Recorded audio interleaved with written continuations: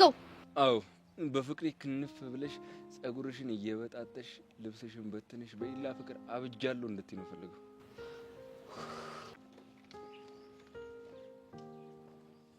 ጓደኛዬ እንደምኞትሽ ፍቅርሽን አግኝተሽ ሁሌም በቅፎ ብትሆኚ ምን አለበት?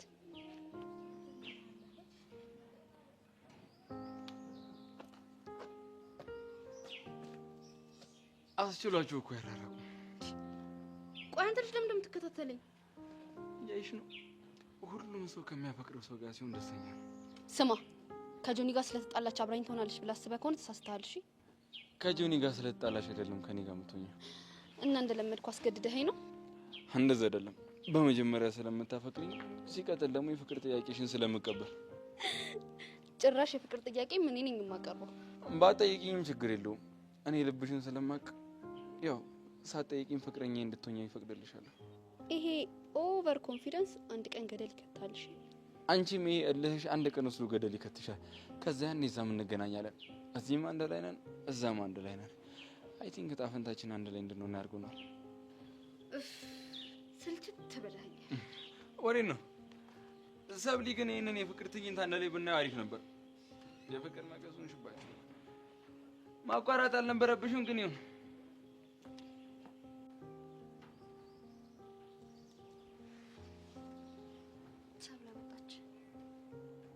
አንተ ወይ ተረትና ምሳሌ ትችላለህ እንዴ? እናሳ ለምን እንደዚህ አናደርግም? እኔ ጭናቸው ስር ገብቼ ልግስ አደርጋቸው፣ አንተ ከላይ በተረትና ምሳሌ ምክር ለምን አሰጣቸው? የሚገርም አይዲያ።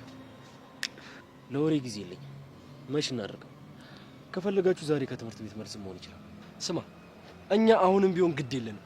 እናንተ ተማክራችሁ ማን የፍቅር ስሜት ገላጭ ያደረገክ? ያው ባንቺ የደረሰ በሌላ እንዳይደርስ ብዬ ነው። እኔ ምን ሆንኩ? ግትር ሆነሽ ውስጥሽ ባለው ፍቅር እየተጎዳሽ ነው። ኧረ እባክህ እኮ ነው አንተን አፍቅሬክ። አዎ እኔ መቼም ቢሆን ላንተ የፍቅር ስሜት ሊኖረኝ አይችልም። እሺ እንደማታምኚ ጠንቅቄ አውቃለሁ። አሁን የደበቅሽው ፍቅር ግን አንድ ቀን ፈንቅሎ እንደሚወጣ አልጠራጠርም። አታስብ፣ መቼም አይሆን። እመኝኝ ይሆናል። ግን አንድ ነገር ጸልይ፣ ከሌላ ሴት ጋር ሞቅ ያለ ፍቅር ውስጥ እንዳልገባ። ምን ብዬ እንደምጸልይ ልንገርክ? ቀጥይ። አንተን የማላይበት የማላገኝበት ቀን እንዲመጣ።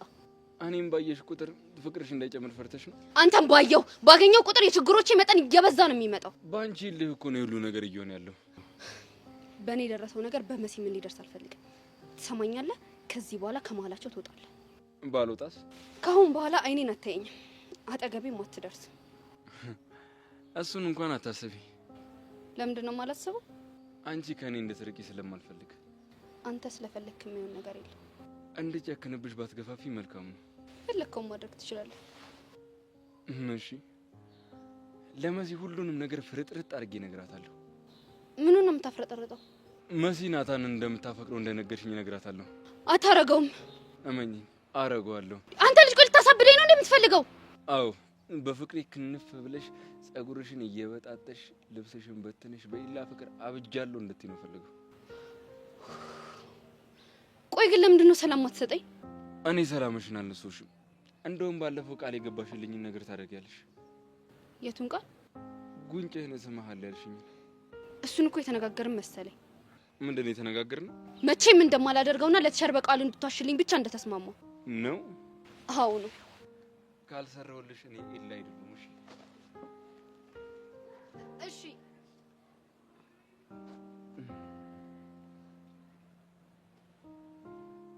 እየጠበኩሽ።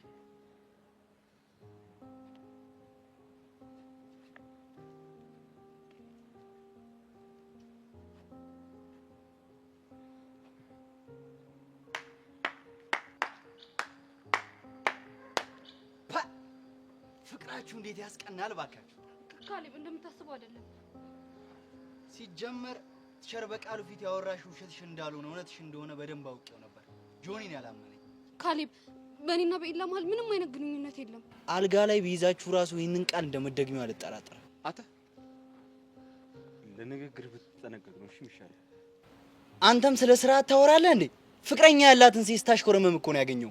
ካሌብ በእናትህ በፈጠረ ሁሉንም ነገር አስረዳካለሁ። ይሄ ነገር በእኛ መሀል ይቅር። ጓደኛዬ እንድክድ እያግባባሽ ነው? ቆይ ምን ብታደርጊው ነው እንደዚህ አንቺ ላይ ሙጥኝ ያለው? ይኸውልህ ካሌብ የምትልህን ስማ። ይሄ ነገር እዚሁ ቢቀር ነው የሚሻለው። አይገርምህም? አሁኑ ነው ሄጄ እነግረዋለሁ። ይሄንን በነገርከው ቅስፈት ነፍስን ሰማይ ቤት ነው የምታገኘው። ትሰማኛለህ? ጓደኛዬ ናታን ነው ወራሽ ካሌባዬ። ወይኔ በቃ አሁንም ሌላ ነገር ነው የሚያስበው። ባልሄድሽ ኖሮ ደግሞ እኮ ልክ ስስሞን ነው ያየን። ምንድነው እያወራሽ ያለሽ? ሰብሌ ምን መሳም ነው? ኤላን ስስሞ ካሌባዬ። አንቺ ያምሻል እንዴ? ቆይ ለምንድነው የምትስሚው? በእናትሽ ምንም አትበይኝ። ለምንድነው ምንም አልሽ? ከጆኒ ጋር ታርቃችሁ ሳትቆዩ ደግሞ ሌላ ችግር? ቆይ ለምንድነው ይሳምሽው? አስገድዶኝ ነው። አስገድዶኝ ማለት? መሲ በእናትሽ ተይኝ። አልተውሽም ሰብለ። ምን አድርገሽ እንደመጣሽ ታውቆሻል? ጥፋቴ ገብቶኛል፣ ግን ፈልጌ ያደረኩት ነገር አይደለም። ደግሞ አንቺም በኔ ቦታ ብትሆኚ ልታደርጊው የምትችይውን ነገር ነው ያደረኩት። ይገለኝ ተጎዳው ንገርልኝ ብየዋለሁ። ላንቺ አስቦ እኮ ነው የሚሆነው። አሃ እየተከራከርሽለት ነው? እንደዛ ሳይሆን ይኸውልሽ፣ እኔም በሆን መጎዳትሽ ከበዛ ላደርገው የምችለውን ነገር ነው ያደረገው። አንቺ ጓደኛዬ ስለሆንሽ ነው። እሱ ምን ሆኖ ነው ለኔ የሚያስበው? ይኸውልሽ መስዬ፣ ዋናው ነገር እኮ ጓደኝነቱ አይደለም፣ ያንቺ መጎዳትና መፍትሄውን መፈለጉ ላይ ነው። የተፈጠረውን ነገር አይሽ አይደል? በማያገባው ገብቶ። ቆይ መቼም እኮ ይሄ ይፈጠራል ብሎ አስቦ አይደለም አይደል? እሱ የገባበት ነገር ሁሉ ይበላሻል። ባንቺና በጆኒ መሀል ገባ፣ ሰላማችሁን አጣችሁ። ይሄው በኔና በናታን መሀል ገባን፣ ሰላማችንን አጣን። በቃ ተረጋጊ፣ መፍትሄ እንፈልግለታለን። እኔ አልገባኝ። ቆይ እንደማፈቅረው እንዴት ሊያውቅ ቻለ? እኔ እንጃ። ምናልባት ከሚያየው ነገር ከሌላ ሰው ምን የተለየ ነገር ሊያይ ይችላል? እንዲህ በእርግጠኝነት ሊያወራ እንዲችል የሚያደርገው ያው አለ አይደል? እሱ የተረዳበት መንገድ ሊኖር ይችላል። ሰብለ ሳትዋሺ ንገሪ። ምን ልንገርሽ? ናታንን እንደማፈቅረው ላንቺ ብቻ ነው የነገርኩሽ። እንዴ መሲ፣ እና ምን እያልሽኝ ነው? አንቺ ሌላ አልነገርሽው? ምን ብዬ ነው የምነግረው? ደግሞ ለምንስ እነግረዋለሁ? አላውቅም። ምናልባት በወሬ መሀል። ቆይ የጓደኛዬን ሚስጥር ለሱ ምነግረው እሱ ማን ስለሆነ ነው? ሰብሊ ግራ ገብቶኝ እኮ ነው። በእናትሽ እንዳይደብርሽ። እረዳሻለሁ፣ ችግር የለውም። ሰዎች የሚያስቡት ነገር ልክ ሊሆን ስለሚችል ትንሽ መራራቅ ይኖርብናል እኮ ነው ያለኝ። አንቺን እንደከበደሽ እኮ ለሱም ይከብደዋል። ቢከብደውም ወስኗል። በቃ አላስችል ሲላ ይመለሳል። ሰብሊ በጣም ነው የለመድኩት፣ በጣም ነው ያፈቀርኩት። በቃ ፍቅረኛዬ ባይሆንም አጠገቤ ሲሆን ደስ ይላል። አታስቢ፣ በቃ እኔ ማድረግ ያለብኝን ነገር ሁሉ አደርጋለሁ። ሄጂም ከፈለሽ አዋራዋለሁ። አንተ ያለህበት የነካኸው ነገር ሁሉ ይበላሻል። ቆይ ለምንድን ነው ምላስህንም እጅህንም ሰብስበህ ማትቀመጠው? ለምን ይሆንሽን ተረጋግተሽ አትናገሪ? ቆይ አንተን ማን ነው የናታን ደብዳቤ ተርጓሚ ያደረገ? ምን ነው ችግር አለው? እኔ በመሰለኝ መልኩ ነው የፈተውለት። ይኸውልህ ኤልያስ፣ ባንተ በመሰለኝ ሀሳብ ናታንን አጣሁት። አልገባኝም። ደብዳቤውን መተርጎሚ ለምሮ የሚያጣላችሁ አንቺ አልጻፍችሁ? ይኸውልህ ሰዎች እኔና አንቺ በድብቅ እንደምንፋቀር ነው የሚያስቡት። ኤልያስ እንደዛ ነው የሚያስበው። ስለዚህ እኔና አንቺ መራራቅ አለብን አለኝ። ናታን ምንድን ነው ያደረከው? ቆይ አንተ ራሱ ለምንድን ነው እንደዛ ያደረከው? ማን ነው ፍቅራችንን ገላጭ ያደረገ? ይቅርታ፣ እኔ ረዳሁሽ ስለመሰለኝ ነው። እኔ እርዳኝ ብዬሃለሁ? ትናንትና ተደብቀሽ ናታንን አቃጀልን ስታይ እኔ በፍቅር እየተጎዳሽ መስሎኝ ነው። አሃ፣ ስለዚህ ደብዳቤውንም አንተ ነው የጻፍከው አይደል? ደብዳቤውን እንኳን ያልጻፍኩትም። እና ትርጉሙ እንዴት ገባ? ደብዳቤው እንኳን ብዙ የሚከብድ ነገር የለውም። እና ናታን፣ እኔ የምለው ቆይ ማን የደብዳቤው ሚስጥር ይፈታልክ? ኤላን የነገረኝ። እሱም ቢሆን የሚያስበው እንደምንፋቀር ነው። ጓደኝነታችንን፣ ፍቅራችንን እንደሸፈነው ነው የሚያስበው። እሱን ቆይ ማን ገማች አደረገው? የራሱን የፍቅር ህይወት አያስተካክልም? መጀመሪያ መሲ ተረጋጊ። ጓደኛዬን አሳጥቶኝ እንዴት ነው የምረጋጋው? መሲ ለጊዜው እኮ ነው ግንኙነታችን ትንሽ የምንቀንሰው። እኔም እኮ አንቺን ማጣት አልፈልግም። ሁሉም ነገር ይነሽ። እንደዚህ እኔም በቻልኩት አቅም አገዝሻለሁ። እኔ ምን ከጀርባ ያለው ሰው ግን ማን ነው? አልገባኝም። የሆነ ነገር ማድረግ ከፈለክ እንደምታደርገው በጣም እርግጠኛ ሆነህ ነው የምታወራው። እና ይሄ ማለት ደግሞ የሆነ ጠንካራ ሰው ከጀርባ አለ ማለት ነው። እባክሽ ምንም የለም። አሁን መሄድ አለብኝ። ወሬ ስላልጣመህ ነው? አይ ብዙ ማድረጋቸው ነገሮች ስላሉ ነው። ኦኬ፣ አሁንም ሰብለና ቤዛይት ሰላም። ሰላም ሰላም፣ ወደ ቻናሌ ቤተሰቦች እንዴት ናችሁልኝ? እንኳን ወደ እኔ ዩቲዩብ ቻናል በሰላም መጣችሁ።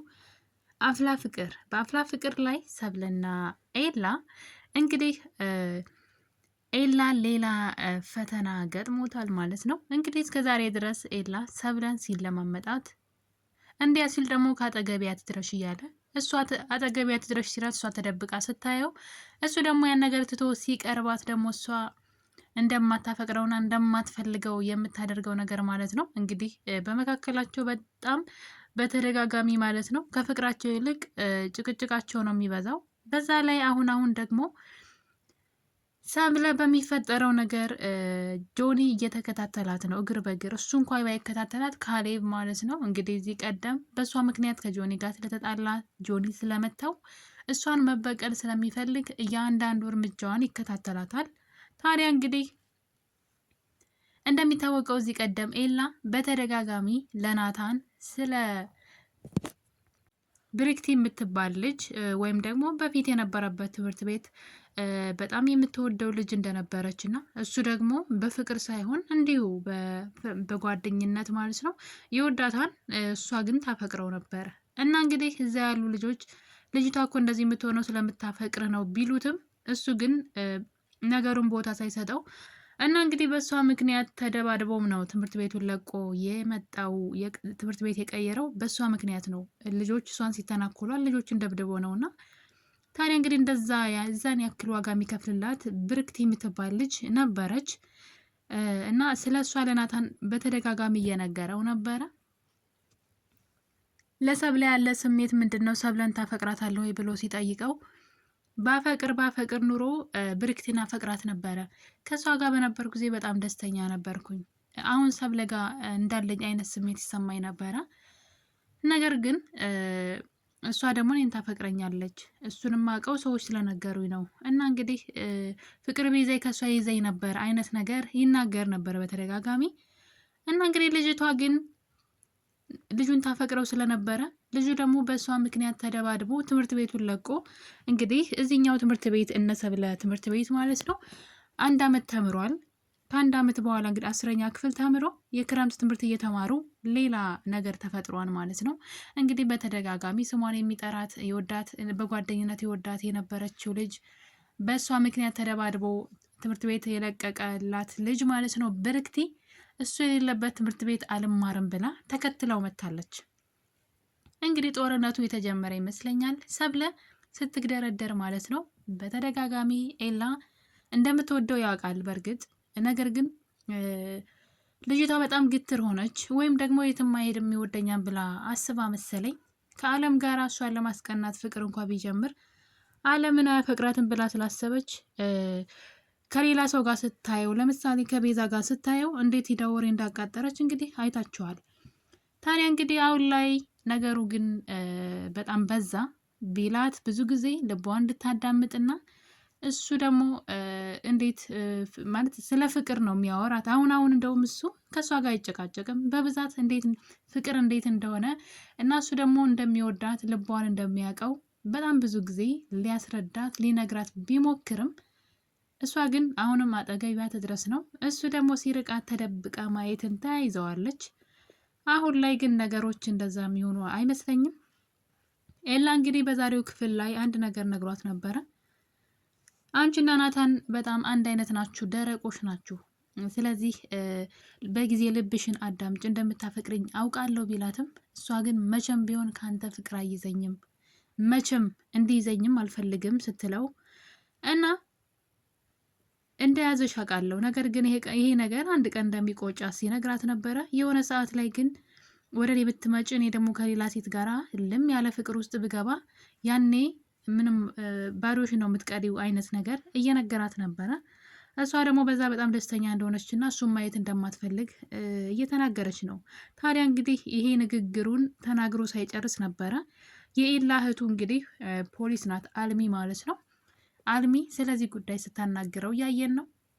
ኤላ ትምህርት ቤት የሌለበት ትምህርት ቤት አልማርም ብላ መታልሃለች ብላ እንግዲህ ለኤላ መርዶ ስትነግረው እህቱ እያየን ነበረ። በዛ ላይ እሷ እዚህ ከመጣች ሌላ ችግር እንደሚፈጠር ስለሚያውቅ ማለት ልክ እንደዛኛው ትምህርት ቤት ደግሞ እዚህም በእሷ ምክንያት ችግር ውስጥ ትገባለህ ብላ ስላሰበች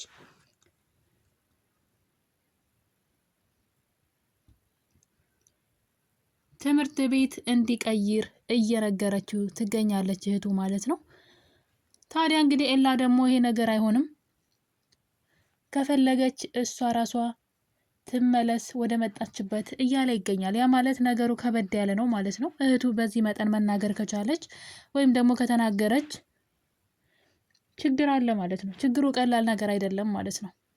እና ውድ ቤተሰቦቼ እንግዲህ ሰብለ እስከ ዛሬ ድረስ ስትኮራ ማለት ነው ኤላን አልይዝም ብላ ስትገፋው ከርማ፣ አሁን ላይ ግን ኤላ የምትወደው ልጅ እንግዲህ በጣም ሳስብ የነበረው ነገር ነው። በነገራችን ላይ በተደጋጋሚ ኤላ ስለ ብርክቲ ሲያወራ የሆነ ጊዜ እዚህ ትምህርት ቤት ቀይራ እንደምትመጣ ውስጤ እንደዚሁ እያሰብኩኝ ነበርና እንግዲህ የፈሩት ይደርሳል ያሉት ምን ይላል ይወርሳል ብቻ ይባላል።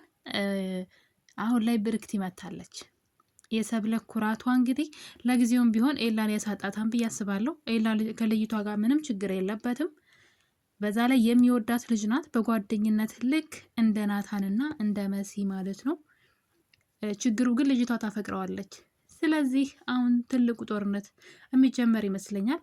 እንግዲህ ኤላ ሰብለን እንድትስመው ሲያስገድዳት ነበረ።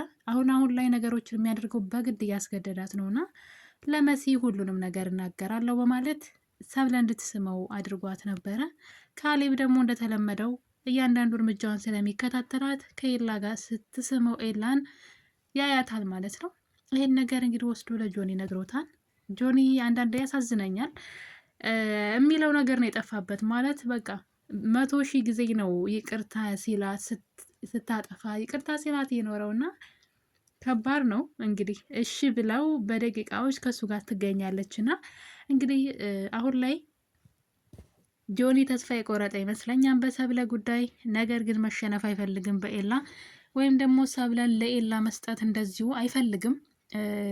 ስለዚህ ክብሬስ እያለ ነው። ሰብለን አሁን ላይ እንደማትወደው አረጋግጧል። ትዕዛዙን እንደማትጠብቅ እንዲሁም ደግሞ ከኤላ ተለይታ መኖር እንደማትችል አይቷል። ነገር ግን አንድ ነገር አለ፣ ክብሩ። ሰብለን እንዲሁ ለኤላ መተው አይፈልግም። ከመጀመሪያው ጀምሮ ኤላ ሰብለን እንደሚያሳጣው፣ ሰብለን ብቻ ሳይሆን ክብሩንም እንደሚያሳጣው፣ አንገቱን ደፍቶ እንዲሄድ እንደሚያደርገው ዝቶበት ነበረ።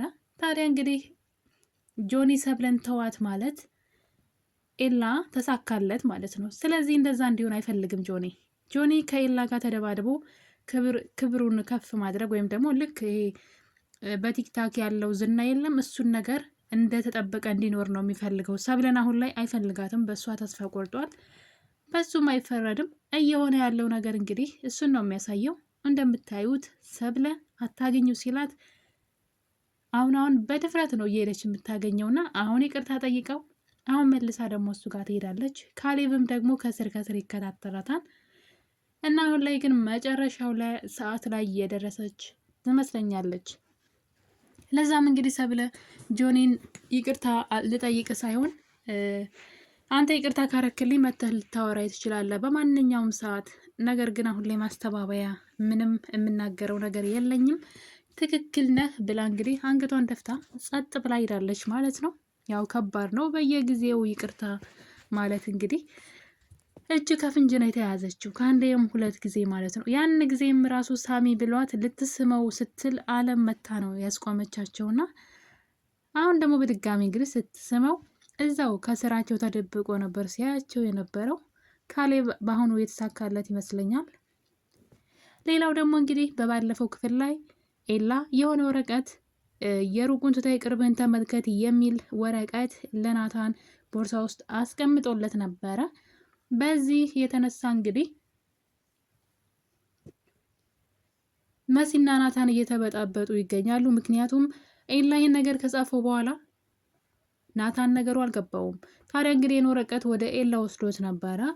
ኤላም እሱ የጻፈው የራሱ ሀሳብ ስለሆነ የሩቋ ቃጅል ነች፣ የቅርቧ መሲ ነች፣ ስለዚህ መሲን ተረዳት ነው የሚለው አይነት ነገር ይለዋል። በዛ የተነሳ ከመሲ ጋር ደግሞ ካልተራራቅን ይህ ነገር በፍቅር ህይወታችን ላይ ችግር ያመጣም ብሎ ሁላቸውም ተበጣብጠዋል ማለት ነው በዚህ ጉዳይ። እንግዲህ መሲ ግን በጣም ነው የምታሳዝነው። የናታን ድድብና እኔ ምን እንደሆነ አላውቅም፣ ለምን እንደማይገባው በዚህ መጠን ኤላ የቻለውን ያክል እንግዲህ እሱ እንዲረዳት እየጣረ ይገኛል። መሲ በአንተ ህይወት ውስጥ ብትኖር ደስተኛ ነው ወይ ብለው ጠይቆት ነበረ። የምትረዳው የምትወደው የምታዝንለት ብቻ የውስጡን የምታውቀው መሲ እንደሆነች ተናግሯል። ታዲያ ይቺ ልጅ ብታፈቅራት ምን ትሆናለህ ብሎ እንግዲህ ናታንን ኤላ ወደ ፍቅር እየገፋው ይገኛል ማለት ነው፣ መሲ እንዲረዳት። ውድ ቤተሰቦች እንግዲህ አፍላ ፍቅር ሰብለና ኤላ አሁን ላይ ሰብለ ሌላ ተቀናቃኝ ሊመጣባት ነው።